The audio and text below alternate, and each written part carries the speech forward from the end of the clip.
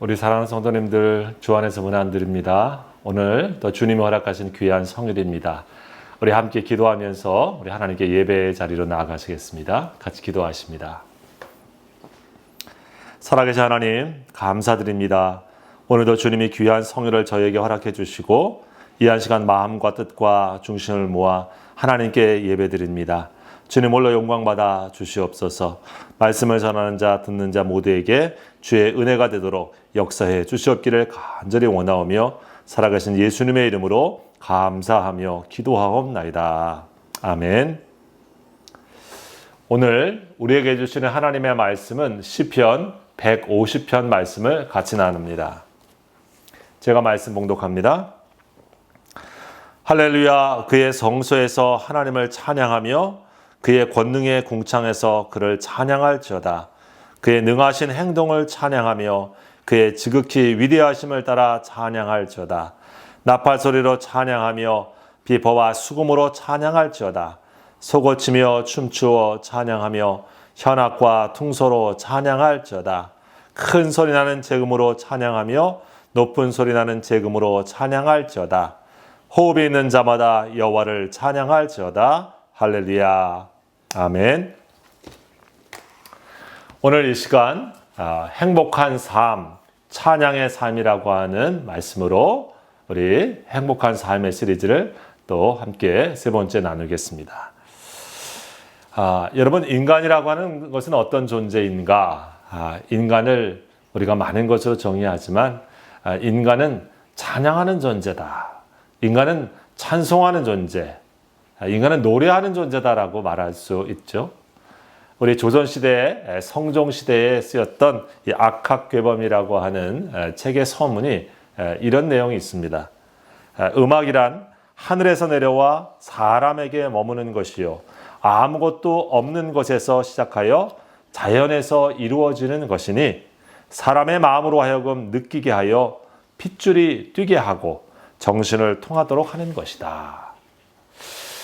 음악이라고 하는 것이 하늘로부터 우리 마음속에 와서 머문다. 그리고 그것이 우리의 핏줄을 뛰게 하고 우리의 정신을 통하게 하는 그런 것이다. 이런 얘기죠. 여러분, 그래서 사람의 삶에는 노래가 있습니다. 우리 성도에게는 찬양이 있죠. 그리고 찬송하는 삶이 있습니다. 인간의 행복한 삶 속에 노래가 빠질 수 없고요. 인간의 삶 속에 열광하며 높이는 찬양의 삶이 빠질 수 없죠. 여러분, 삶의 불행이라고 하는 것, 또 불행한 삶이라고 하는 것은 무엇일까요? 사실 노래가 없는 삶이라 말할 수 있습니다. 우리 성도의 신앙의 문제는 어디에 있는가? 어쩌면 우리 마음과 심령에 찬양이 사라지는 것, 하나님께 드리는 찬송이 우리에게 시들어가는 것. 그것이 어떻게 보면 마치 신호등의 빨간 그러한 모습처럼 우리에게 경고등을 보여주기도 합니다. 여러분, 인간의 불행은 어떻게 보면 우리에게 있어서 그래서 우리 하나님 앞에 찬양하고 하나님 앞에 우리가 찬송하는 삶을 상실하지 않도록 우리가 살아가는 것이라 말할 수 있죠. 우리 성경에 하나님께서는 우리 인간을 만드신 목적을 이사야서 43장 21절에 이렇게 말씀하셨습니다. 이 백성은 내가 나를 위하여 지었나니 나의 찬송을 부르게 하려 함이로다. 여러분, 이스라엘 백성뿐만이 없겠습니까? 구원받은 하나님의 백성뿐만 아니라 사실은 인간을 창조하신 하나님께서는 그 인간을 통해서 하나님 앞에 그들이 찬송이 되어주고 또 주님께 찬양을 드리는 존재로 이 땅에 삶을 살도록 지으셨다 말씀하고 있습니다. 사람의 타락과 죄가 바로 하나님께 드려야 되는 찬양과 찬송이 없어지게 하고 도리어 그 찬양과 찬송이 자기에게로 가게 만들고 또 다른 것들을 향해서 또 바뀌어져 버렸기 때문에 여러분, 인간은 불행한 존재가 되고 있다고 말할 수 있는 것입니다. 여러분, 그래서 오늘 진정한 행복한 삶, 그것은 하나님께 드리는 찬양, 하나님께 드리는 찬송을 회복하는 삶이다 라고 말할 수 있는 것이죠.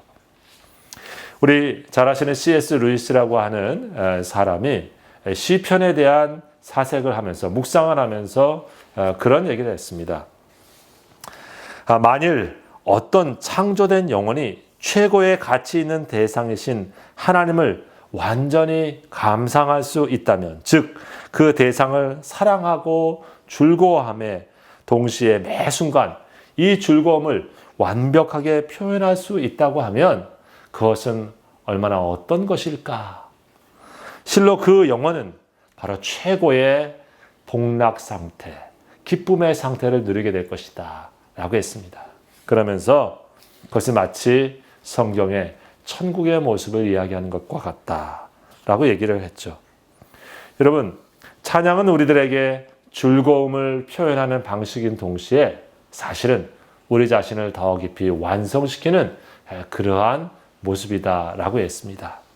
그것은 무엇이냐면 마치 누군가에게 찬양을 통해서 끊임없이 그 관계가 더 깊어지고 완성되어진다라고 하는 의미가 담겨져 있는 것이죠.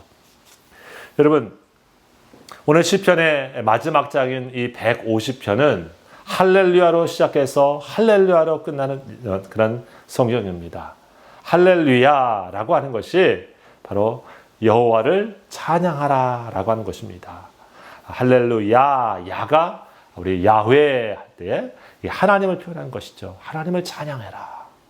그러면서 여기 시편에 여러 가지 찬양에 대한 얘기를 하면서 이 150편 짧은 6구절에 무려 11번씩이나 찬양하라, 찬양해라, 찬양해라, 찬양해라 이런 말씀을 하고 있습니다. 여러분, 우리 인생의 그런 의미에서 그것이 얼마나 하나님께서 우리에게 강조하고 계시는 삶이라고 하는 것을 다시 한번 우리가 느낄 수 있습니다.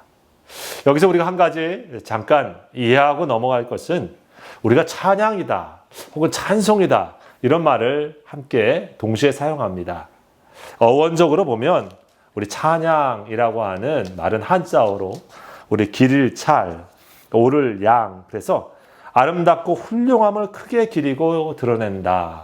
그런 것이 사전적인 의미인데, 즉 하나님을 높이고 그에게 영광을 돌리는 모든 말과 우리의 행동과 우리의 삶의 모든 것들을 포함하는 의미가 이 찬양한다라고 하는 것에 있습니다.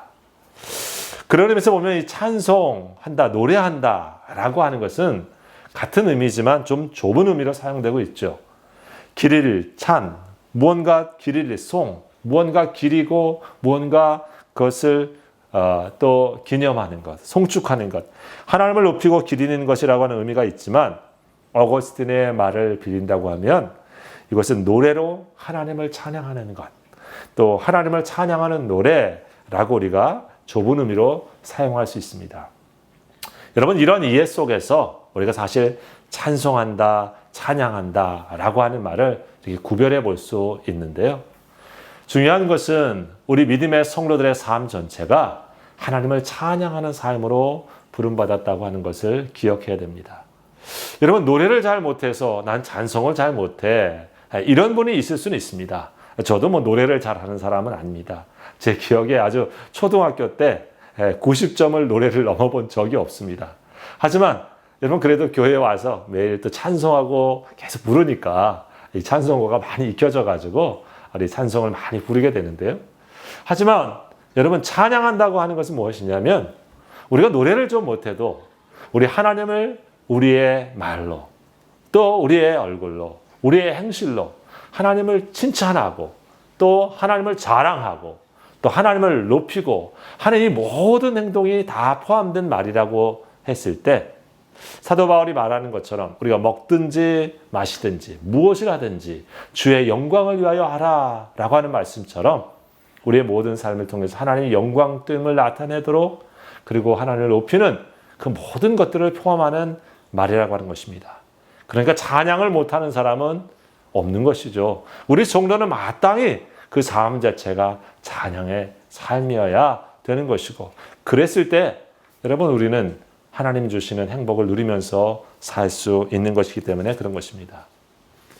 조한 번연은 그런 얘기를 했습니다. 지옥에는 비명이 가득하지만 천국에는 찬양이 가득하다 그랬죠. 여러분, 우리 요한계시록 4장, 5장 이 성경을 이렇게 보게 되어지면 유창한 설교는 거기에 한 천상에서 보여지지 않습니다. 그런데 거기에 무엇이 가득합니까?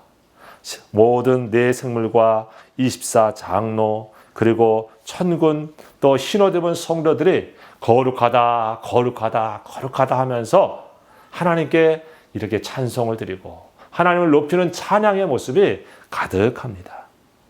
그런 모습을 보게 되어지면 하나님 앞에 그렇게 드려지고 있는 것은 단순한 우리가 말하는 예배의 한 순서가 아니라 하나님을 경배하고 있는 예배 자체, 그것이 찬양하는 모습과 같이 연결되어서 표현되고 있는 모습입니다. 그래서 여러분, 찬양은 단순하게 입으로 부르는 노래만을 말하는 것이 아니고 우리 영혼 속에 하나님을 높이는 마음의 묵상, 감사, 우리의 간증, 우리의 하나님을 높이는 말, 그리고 우리의 모든 기도, 그것이 다 찬양의 마음속에 담겨져 있는 의미라고 말할 수 있는 것이죠. 오늘 시인은 바로 그런 찬양을, 하나님을 높이는 찬양을 모든 악기를 동원하면서 찬양하고 있는 모습을 성경에 말씀하고 있습니다. 나팔 소리로, 비파와 수금으로, 하프와 검은고로 찬양합니다. 나팔은 야생 염소의 뿔로 만든 악기이고요. 비파와 수금은 하프와 검은고, 그리고 소고는 여러분 타악기, 드럼과 같은 것을 말하는 것이죠. 현악교와 퉁소인, 우리 플루트를 가지고 또 하나님을 찬양하기도 합니다. 여러분, 옛날에는 이런 악기는 안 돼, 이런 거는 돼, 그런 것이 있었죠. 지금 우리 교회에서 아름답게 쓰는 이 피아노도 한 200, 300년 전 옛날에는 이 거룩한 것이 아니야 하면서 올간만 우리 예배할 때, 찬양할 때 써, 이렇게 하는 때도 있었습니다. 하지만 어떻습니까?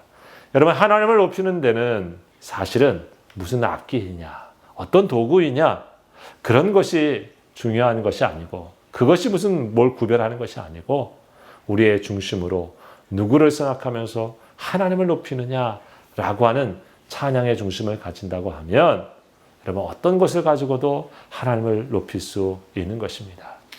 여러분, 오늘 성경에 말씀합니다. 호흡이 있는 자마다 하나님을 찬양해라. 여러분, 우리에게 생명이 있는 삶은 매일매일 하나님을 높이면서 찬양하는 삶이어야 된다고 하는 것을 말해줍니다. 오늘 우리에게 귀한 하루가 주어졌습니다. 우리에게 오늘도 호흡함이 있습니다.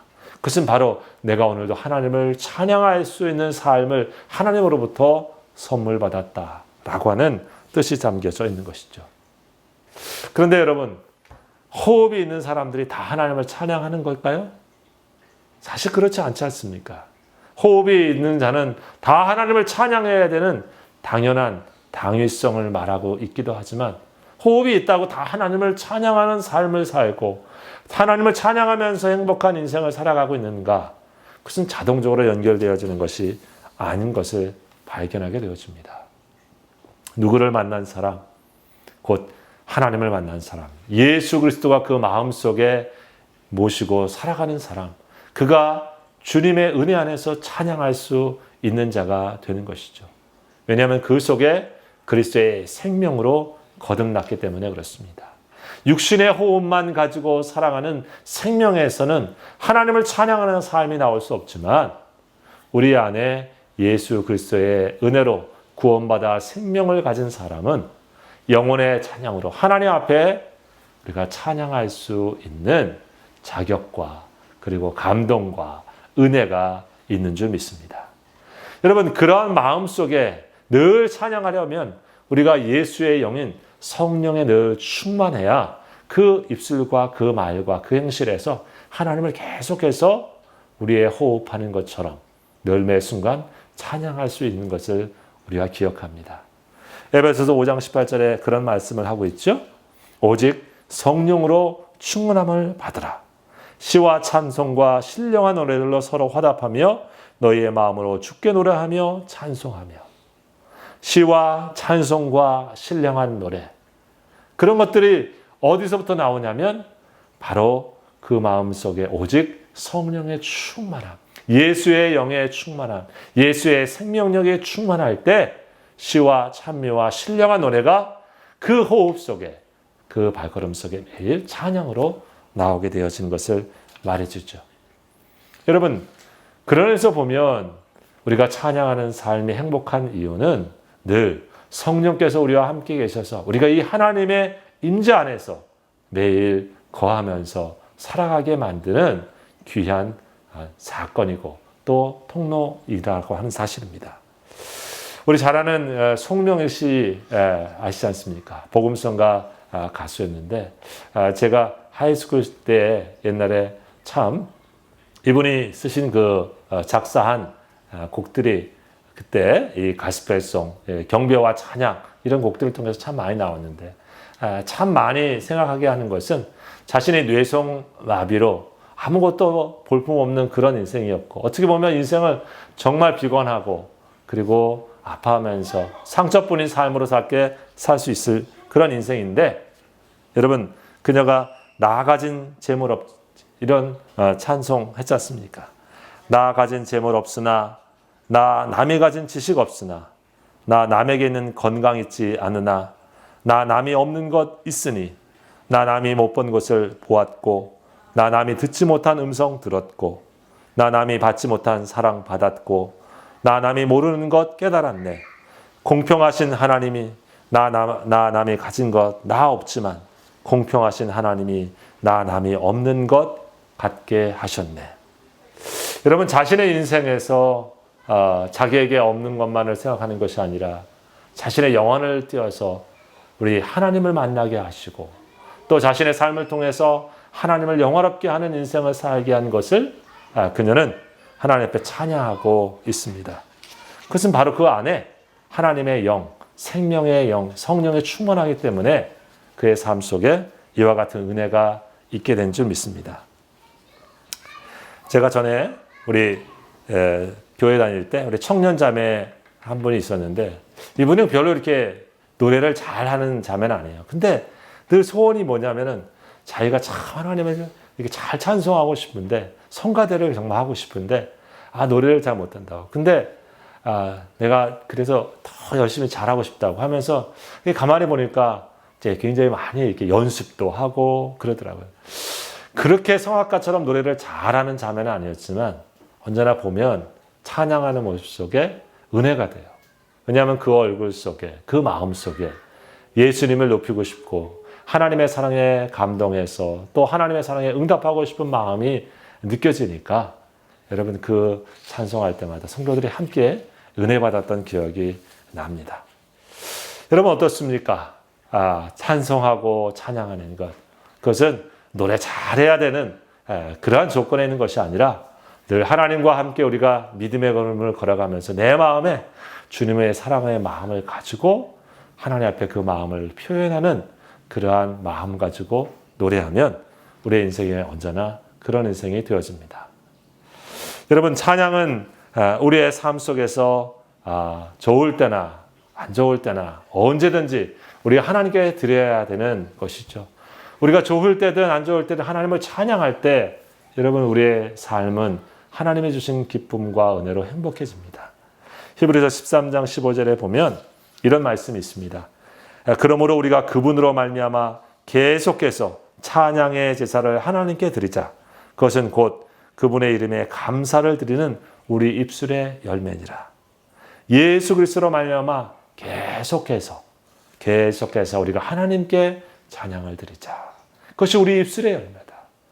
여러분 좋을 때만 우리가 하나님께 찬양하고 찬송하는 것으로 끝나지 않고 우리가 힘들 때든 어느 순간이든 계속해서 하나님을 높이는 삶에 우리 행복의 길이 있습니다. 사도행전 16장에 보면 바울과 실라가 하나님 일하다가 이 빌립보 감옥에 갇혀서 여러분 힘든 시간을 보내지 않습니까? 그때 바울과 실라가 어떻게 했습니까?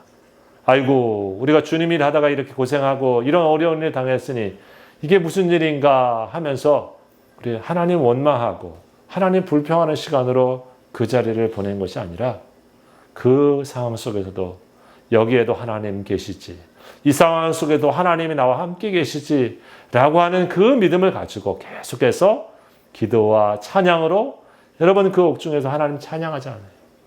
환경은 감옥이지만 하나님을 찬양하는 순간 그곳이 하나님의 임재하신 장소가 되어지면서 옥문이 흔들리고 여러분 거기에 있는 것들이 다 묶인 것들이 풀어지면서 하나님의 영광이 가득한 장소가 되어지지 않습니까? 여러분 찬양은 우리의 삶을 행복한 장소로 만들며 행복한 순간으로 만듭니다.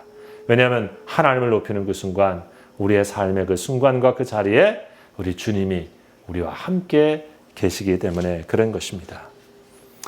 여러분 행복교수라고 하는 폴 롤런이라고 하는 교수가 있습니다. 행복에 대한 것을 연구하고 거기에 대한 것을 쓴 사람인데 경제학자지만 런던에 있는 런던 정경대의 교수인데 그분이 이런 얘기를 했습니다.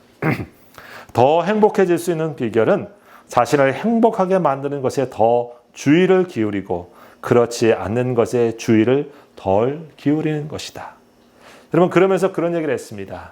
우리에게는 희소자원이라고 하는 말이 있는데 한 가지에 신경을 쓰게 되어지면 다른 것에는 더 신경을 쓰지 못하는 그런 대가를 치러야 된다. 그래서 우리 뇌가 실질적으로 한 번에 한 가지에만 주의를 기울이도록 이렇게 발전했다. 진화되었는데 주의력을 소비할 시간도 우리가 한정되어 있다. 즉 무슨 얘기입니까? 우리를 정말 행복하게 하는 것에 더 잘 주의를 기울여서 집중해서 우리의 삶을 쓰라라고 하는 말이겠죠. 여러분 시편 119편 164절에 그래서 이렇게 말하고 있습니다. 주의 의로운 규례들로 말미암아 내가 하루 7번씩 주를 찬양하리이다. 여러분 하루에 7번씩 한다고 하는 것은 숫자적으로 7번이기도 하지만 내가 하루라고 하는 모든 시간에 여러분 주님을 찬양합니다. 주님을 생각합니다. 하나님을 높입니다. 라고 하는 삶의 일들에 주의를 집중한다고 하는 것입니다. 여러분 하루의 삶을 살아가면서 무엇에 우리의 힘과 주의력을 집중하고 있습니까? 하나님을 찬양하는 것에 우리가 집중하고 주의를 한번 기울여 보십시오. 하루 정말 7번씩 만약에 우리 하나님을 생각하면서 우리가 찬양한다고 하면 여러분 우리 삶 속에 있는 수많은 어려움과 고통과 아픔이 예수 그리스도 안에서 회복되어지고 그리스도의 능력으로 우리가 다시금 하나님의 영광을 바라보는 믿음의 자리에 서게 될 것을 우리가 믿습니다. 여러분 찬송가를 많이 쓰셨던 페니 크로스비가 자신이 맹인으로서 그렇게 수많은 찬송가를 썼으면서도 92세까지 살았는데 그는 마지막에 그런 얘기를 했습니다. 이 세상에 나보다 더 행복한 사람이 있으면 내게 데려오시오. 그 사람과 악수하고 싶어요. 모든 조건에 있어서가 아니었죠. 보이지 않는 자신의 인생에서도 하나님을 향해서 삶을 집중하면서 찬송하고 찬양하는 것에 일생을 살았던 그녀는 나보다 정말 행복한 사람이 있을까? 그런 사람이 있다면 나에게 데려오시고 내가 악수하고 싶다. 그렇게 자신 있게 자신의 인생을 얘기했습니다. 우리 사랑하는 믿음의 귀한 성도 여러분, 우리의 삶의 자리가 지금 어디에 계십니까? 어떤 환경 속에 계십니까? 여러분, 하나님을 찬송하고 찬양하지 못할 자리와 시간은 없습니다. 우리의 삶의 어떤 순간이든지 우리가 찬송하는 순간, 우리 하나님을 찬양하는 삶의 자리에 집중하는 순간 우리의 삶의 하나님의 임재 속에 우리가 평안하고 또한 행복한 믿음의 삶이 될 것입니다. 우리 한 주간도 바로 이와 같은 귀한 은혜를 함께 누리시면서 주님의 주신 은혜를 함께 찬양할 수 있는 사랑하는 성도들 다 되시기를 우리 예수님의 이름으로 축원합니다. 기도하시겠습니다. 살아계신 하나님 감사합니다.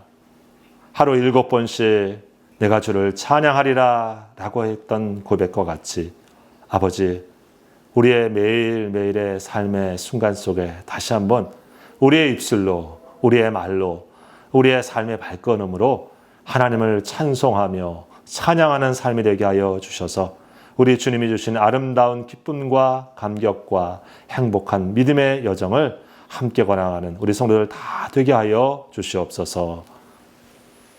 이제는 우리 주 예수 그리스도의 은혜와 우리 아버지 하나님의 원하신 사랑하심과 성령의 역사하시고 교통하시며 충만케 하시는 귀한 은혜가 오늘도 고개 숙여 예배하며 하나님께 영광 돌리는 모든 성도들 머리 위에와 저들의 가정 위에 지금부터 영원토록 함께 하옵시기를 간절히 축원하옵나이다. 아멘.